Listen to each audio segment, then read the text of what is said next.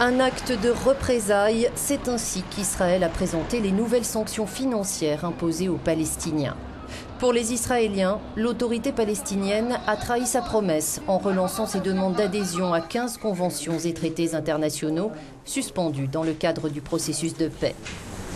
Nous répondrons à toute démarche unilatérale par une démarche unilatérale. Nous voulons poursuivre les négociations, mais nous ne le ferons pas à n'importe quel prix. La mèche a cependant été rallumée par le refus d'Israël de libérer un 4e et dernier contingent de prisonniers le 29 mars dernier. L'État hébreu s'y était engagé il y a 9 mois auprès du médiateur américain, mais demande à présent un délai supplémentaire d'1 mois.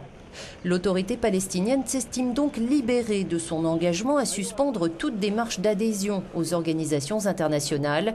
Son président, Mahmoud Abbas, a reçu sur ce point le soutien de la Ligue arabe mercredi.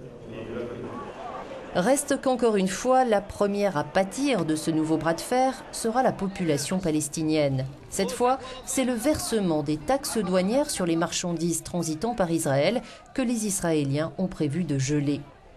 Un manque à gagner de 80 millions d'euros par mois, soit 2/3 des recettes budgétaires propres de Ramallah. Dans la seule Cisjordanie, les restrictions israéliennes coûtent chaque année 2,4 milliards d'euros à l'économie palestinienne, soit 35% de son PIB. Les Palestiniens sont aussi dépendants d'Israël. Pour l'emploi, 23% sont au chômage, 35% à Gaza, 10% de ceux qui ont un emploi travaillent en Israël. D'où la dépendance à l'aide internationale. 4 Gazaouis sur 5 doivent leur survie aux dons.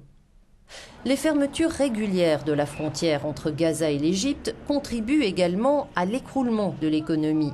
Récemment rouvert pour 3 jours après 1 mois et demi de fermeture, le poste de Rafah est vital pour de nombreux Palestiniens. Une économie souterraine s'est développée à partir de l'Égypte, mais depuis la prise de pouvoir par l'armée au Caire, des dizaines de tunnels de contrebande ont été fermés, avec pour conséquence une flambée des prix à Gaza.